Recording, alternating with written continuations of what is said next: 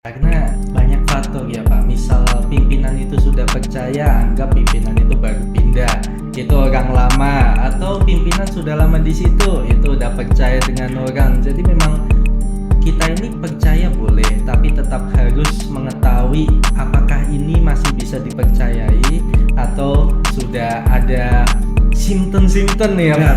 Karena biasanya kan gegak-gegiknya agak beda-beda dikit. Seandainya yang bersangkutan itu melakukan tugasnya dengan baik, melakukan pengendalian dengan baik, kemudian dan sudah dilakukan secara optimal, maka insya Allah perbuatan fraud tersebut dapat diminimalisir. Diminimalisir lah Pak ya.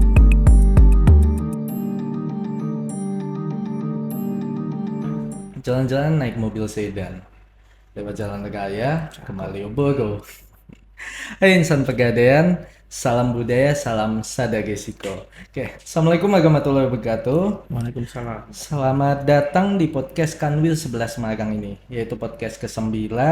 Saya Tegar Widya Pranata sebagai host pada podcast kali ini.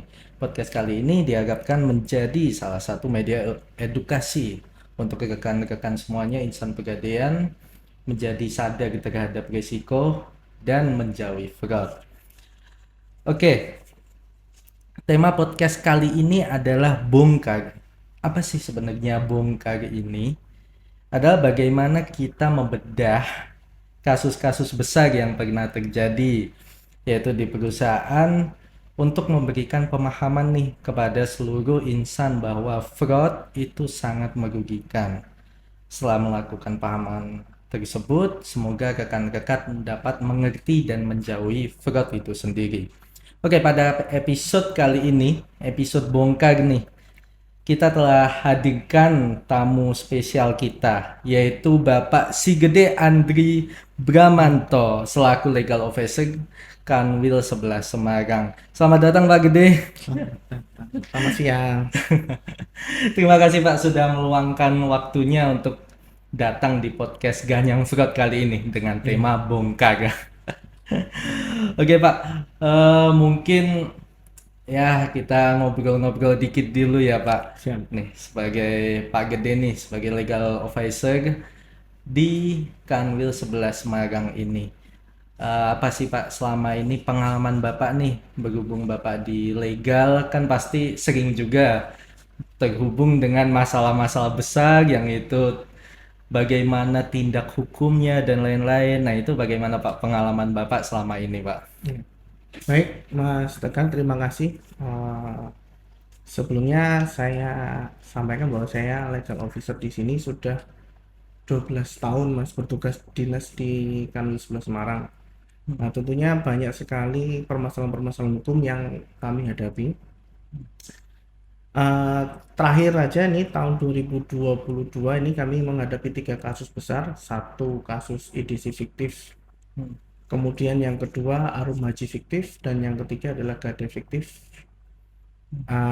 Prosesnya alhamdulillah saat ini sudah sampai dalam tahap persidangan, dan kemudian terkait pelakunya sudah dilakukan penahanan, dan untuk pengembalian kerugian alhamdulillah ada sebagian yang bisa kami recovery untuk pengembalian kerugian yang atas terjadinya kecurangan tersebut. Oke. Ternyata udah lama sekali ya Pak, 12 tahun. 12 tahun di Pasti udah sampai apalah apa nih gerak-gerik rekan-rekan nih mencari celah dan lain sebagainya. Apalagi kasus-kasus besar yang sampai ke hukum itu. Oke Pak, mungkin kita langsung ke pertanyaan pertama ya Pak terkait ini. Apa sih Pak pendapat Bapak terkait fraud ini? Misal rekan-rekan kan banyak sekali Pak, itu terhadap memanfaatkan dari celah ketelitian atasan Pak. Karena kan pasti rekan-rekan nih oke lah tahu terkait SOP, tapi mereka pasti melihat nih atasannya ada celah nggak nih buat masuk. Itu bagaimana Pak pendapat Bapak?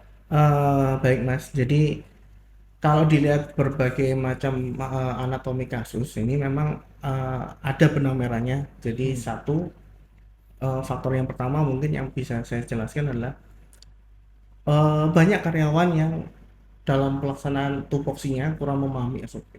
Hmm. Kemudian yang kedua, nah ini apa ya, terkait pengawasan atau pengendalian internal yang dilakukan oleh pimpinan cabang, yang masih sudah dilaksanakan tapi masih kurang optimal dan cenderung monoton, Mas. Jadi teman-teman pelaku fraud tersebut jadi bisa mengetahui dan apa ya, memanfaatkan celah tersebut karena Hmm. memang yang dilakukan oleh teman-teman pimpinan cabang dalam melaksanakan pengendalian internal sudah diketahui. Hmm. Padahal namanya pengendalian internal itu kan eh, dilaksanakan bisa secara apa ya, sekonyong-konyong kemudian sudah Iya. kan gitu. Jadi Hmm. intervalnya juga dilakukan tidak monoton, jadi susah untuk mengetahui celah dan kelemahan dari pimpinan kan gitu, Mas. Hmm. Oke, berarti kalau dilihat dari apa Pak, garis besarnya, bahwa jika kita melakukan sesuatu itu monoton, rekan-rekan ini bakal lebih tahu ya Pak, celahnya dia bisa masuk. Oh ini pasti gini terus ya Ya, Pak. ya, jadi seperti yang saya sampaikan di kasus terakhir yang gada fiktif itu, Hmm. rekan-rekan pimpinan cabang ini kadang-kadang hanya memeriksa taksiran yang menjadi kewajiban yang bersangkutan aja. Oke. Padahal kan Hmm. yang namanya pengendalian internal itu juga melakukan pengendalian yang terkait taksiran-taksiran yang bukan eh, menjadi tanggung jawabnya yang Ya, bersangkutan yang gitu, mungkin Mas. betul Pak. Jadi contohnya misalnya pimpinan cabang sering hanya apa namanya, memeriksa taksiran golongan D yang itu Ya, sebenarnya tanggung jawabnya dan yang itu memang hanya. harus kan karena itu Hmm, proses betul. bisnis kan gitu. Tetapi beliau-beliau pimpinan cabang ini lupa bahwa ada taksiran golongan A, golongan B dan Hmm. golongan C yang memang harus dilaksanakan pemeriksaan kan gitu. Oke, karena itu juga berhubungan dengan unit kerjanya yang Ya, diampusi ya ya Pak. betul. Oke, jadi tidak berkaitan dengan tanggung jawab, tapi lebih ke unit kerja juga ya Ya, Pak, karena betul. kan bisnisnya ya Pak. Oke Pak, ini mungkin nempel dengan pertanyaan yang sebelumnya ya Pak. Pengaruhnya seberapa sih Pak, pengaruh dari ketelitian misal atasan nih, atasan apapun itu pinca maupun kadep dan lain-lain dalam rekan-rekan ini melakukan fraud Pak, itu pengaruhnya seberapa sih Pak gitu.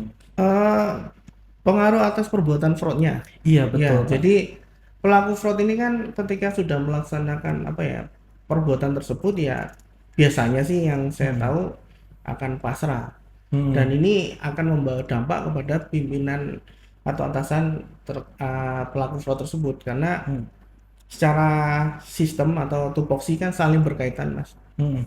Jadi ada hal yang tidak bisa dilepaskan terkait perbuatan si pelaku tersebut. Iya. Jadi ada beberapa yang dalam dalam tanda kutip pimpinan cabang tersebut harus kami minta pertanggungjawaban juga atas Oke. perbuatan pelaku. Kenapa? Karena seandainya yang bersangkutan itu melakukan tugasnya dengan baik, Baik. Hmm. melakukan pengendalian dengan baik, kemudian dan sudah dilakukan secara optimal, maka insya Allah eh, perbuatan fraud tersebut dapat apa namanya, diminimalisir kan gitu. Diminimalisir lah Pak ya. Karena memang salah satu kuncinya ya memang meminimalisir adanya kesempatan, Mas. Karena niat Kesempatan. itu kan dari Oke. internal ya. Hmm. Tetapi ketika niat itu ada, ternyata kesempatannya tidak ada, Hmm. otomatis perbuatan fraud tersebut tidak akan bisa dilakukan. Oke. Tetapi kalau niatnya sudah ada, Hmm. kemudian kesempatannya luas, artinya ada beberapa perbuat apa, karyawan sesama karyawan tidak melaksanakan SOP dengan benar, Hmm. kemudian pimpinan cabangnya juga hanya melakukan pengendalian internal yang monoton dan itu Iya. sudah diketahui oleh pelaku fraud, Iya. otomatis pelaku fraudnya akan leluasa untuk melakukan perbuatan. Oke, Pak. Berarti kayaknya itu bagaimana kita meminimalisir ya, Pak. Salah Iya, satunya tadi terkait bagaimana kita mengawasi atau meneliti itu jangan monoton, ya iya, kan ya, Pak. Terus yang kedua bahwa ketika kita ini sudah melakukan hal tersebut, ya jangan terhadap tanggung jawab sendiri ya, Pak. Bahwa terkait unit kerjanya ya, Pak. Misal tadi seperti Pak Gede sampaikan adalah atasan memiliki tupoksinya mengenai tanggung jawab. Tapi atasan pun juga harus ingat bahwa dia membawai unit kerja apa. Seperti itu ya Pak, kurang Iya, lebih ya Pak. betul. Berarti itu sangat ya berpengaruh ya Iya, Pak, bahwa ketelitian ini ketika kita lihat, wah atasannya ini tidak bisa diprediksi, kesempatannya nol. iya, gitu Tapi Mas. ketika atasan gitu-gitu kesempatan, ada kesempatan dikit nih. Iya. Dan satu lagi Iya mungkin Pak. ya yang bisa dipahami kan kadang ada rasa sungkan ya Oh iya pimpinan Pak. cabang untuk melakukan pengendalian padahal itu memang sebagian dari tupoksinya untuk melakukan Mm-mm. pengendalian. Betul Pak. Dan kadang ada perbuatan karyawan yang jelas-jelas diketahui oleh sesama rekan kerja pun Mm. apa ya teman-teman sesama rekan kerja pun juga sungkan untuk melakukan Iya. apa ya teguran Saling atau ya saling mengingatkan begitu mengingatkan ya kayak Pak. gitu. Mm. Padahal itulah yang dapat apa ya mencegah adanya perbuatan fraud kan gitu Mas. Jadi Oke. perusahaan pun Mm. juga mau melakukan memfasilitasi Mm. ketika ada karyawan yang tahu ada sesama karyawan melakukan perbuatan fraud itu bisa Iya. melakukan pelaporan ke atasan Pelaporan di langsung atau whistleblowing. melalui whistleblower kan Iya gitu Pak. Mas. Oke Iya. Pak.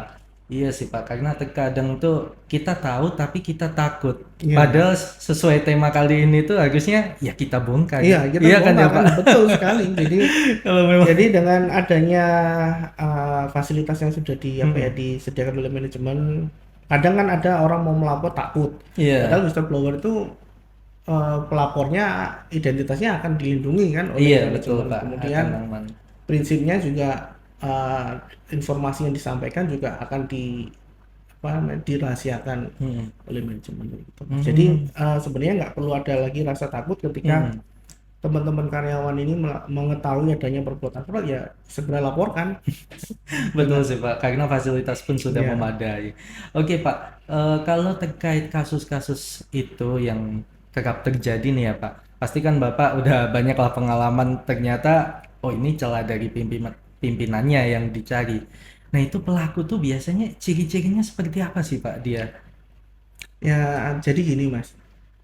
Ciri-ciri pelaku itu kalau dari eh, teori yang ada ya biasanya Iya, kan pelaku fraud ini satu karena ada dorongan ya. iya betul Pak. Jadi bisa jadi karena gaya hidup Hmm, tidak sesuai dengan kemampuan, kemudian ada peristiwa-peristiwa yang di luar yang dialami, contohnya mungkin yang hmm. sekarang lagi booming ini apa investasi Oke kripto Pak, kan gitu. investasi Namanya kripto. milenial tuh kan apa ya nyoba-nyoba. Nah, Iya Pak. dia terjadi apa namanya perbuatan seperti itu Hmm, dorongan dari internal. Kemudian yang kedua ya karena ada kesempatan tadi, iya Pak. kesempatan yang bersangkutan tahu kalau pimpinan cabangnya hanya apa ya ya melakukan pengendalian tapi tidak optimal kan gitu Hmm, dan dia sudah tahu nih melakukan gerak-geriknya para pimpinan cabang ini dia dihafalkan betul nih hmm. di profiling seperti Iya. kita melakukan profiling kepada nasabah kan Ini gitu KYC tapi ya kepemimpinan KYC ya ya Pak. KYC kepemimpinan kan gitu Iya jadi Pak. sudah tahu betul. Hmm. Nah cilakanya lagi pimpinan juga kadang percaya sekali Iya kepada Pak. uh, anak buahnya ini tanpa melakukan Hmm. kontrol kan gitu. Jadi ya Hmm. dengan adanya gabungan faktor-faktor itu tadi lah akhirnya Hmm. jadi penyebab fraud gitu. Iya, karena banyak faktor ya Pak. Misal pimpinan itu sudah percaya, anggap pimpinan itu baru pindah. Itu orang lama Hmm. atau pimpinan sudah lama di situ, itu udah percaya dengan orang. Jadi memang kita ini percaya boleh, tapi tetap harus mengetahui apakah ini masih bisa dipercayai atau sudah ada simptom-simptom ya Pak. Ya, Karena biasanya kan gerak-geriknya agak beda-beda betul. dikit. Ya, betul sekali Mas. Jadi ya memang kita dianjurkan apa ya bekerja sama dengan sesama rekan kerja bukan Hmm, berarti kita percaya penuh kan gitu, iya tetapi Pak. juga percaya dengan adanya kontrol-kontrol kan gitu, Hmm, dengan tidak mengabaikan SOP yang ada kan gitu. hmm. Oke Pak. Oke Pak, mungkin next pertanyaan ini. Ini ketika kita sudah mengetahui nih Pak, ada suatu kesalahan ataupun tindakan indikasi fraud. Apa sih yang harus kita lakukan? Seperti tadi kan Bapak sudah sampaikan, kita bisa melewati whistleblower. Yang itu kita itu aman namanya di situ. Tapi misal selain itu, apalagi Pak yang bisa kita lakukan? Misal aku pengen ini cepet kebongkar nih, atau aku nggak mau lewat Whistle, aku pengen lewat bisa apa ya, on one gitu ngobrol atau hal lain. Itu apa ya Pak tindakan lain gitu Pak?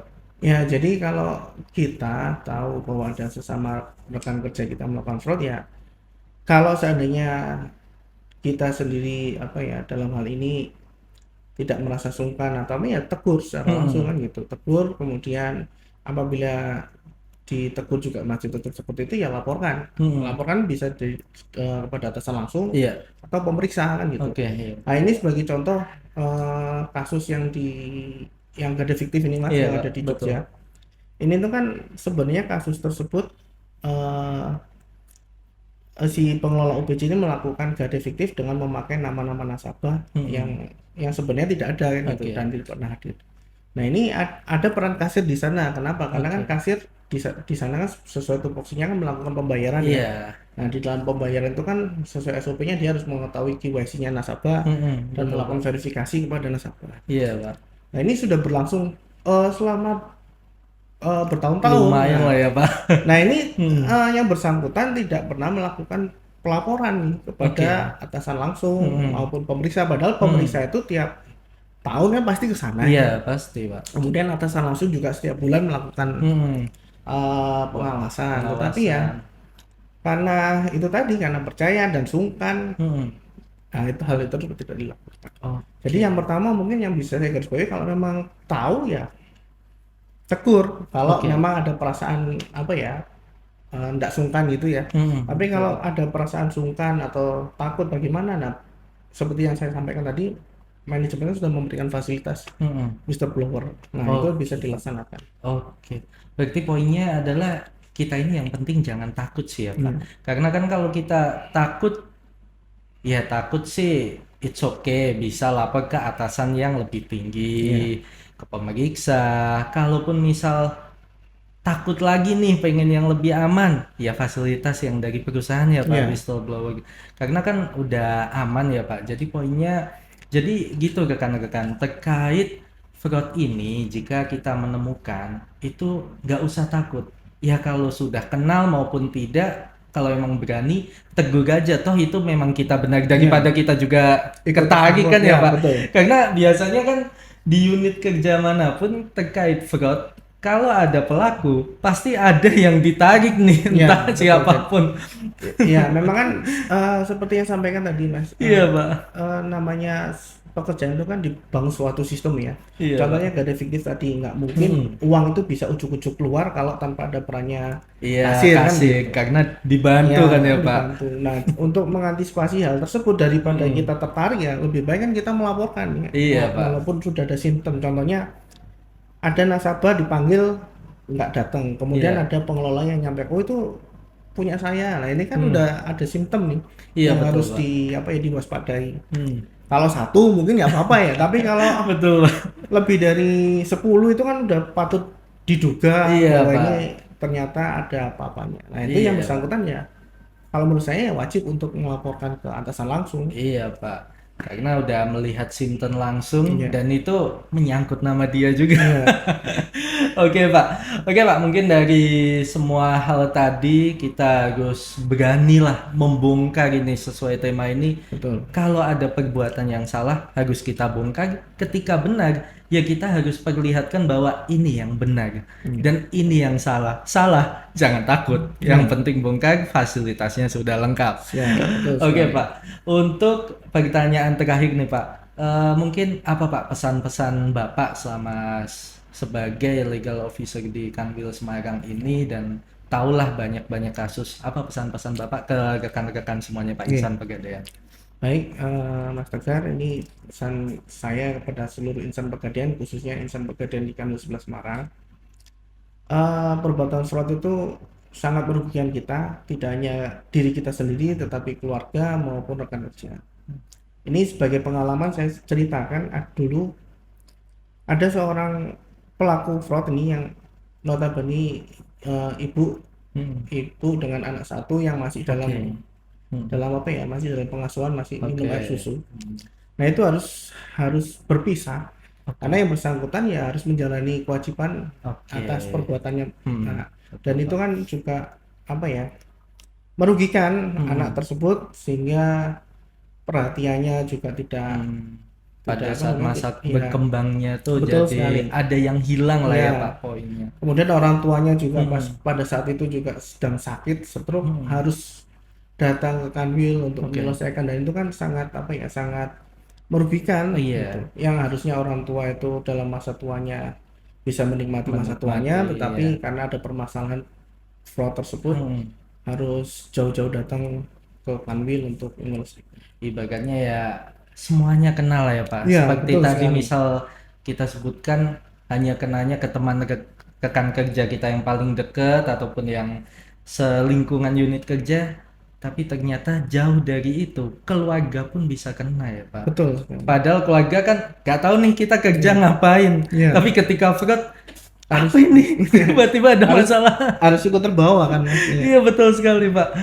Oke emang ada ya begitu semua rekan-rekan kita itu selalu diingatkan bahwa fraud ini bukan hanya kita sendiri ya Pak gitu ya, menyangkut terkait rekan kerja, perusahaan yang penting juga dan Iya, keluarga lah itu. betul. Kita kan kerja nyari rezeki Iya, apa-apa untuk siapa kalau bukan keluarga kan ya betul Pak. sekali. Iya. Oke, terima kasih banyak Pak Gede. Ini pembicaraan yang sangat menarik terkait tema kali ini fraud. Apalagi kan rekan-rekan pasti pengen tahu nih sebenarnya apa sih pengalaman orang kalau menemukan fraud kayak gimana. Dan sekarang udah tahulah kurang lebih dari Iya, Pak Gede juga dalam hukum pun ketika fraud ya bukan cuma di perusahaan ya Pak. Kalau di hukum itu ditentukan dia bersalah dan wajib menjalani hukum, ya seperti itu tadi yang terakhir ya Pak iya, contohnya. betul Oke, sekali.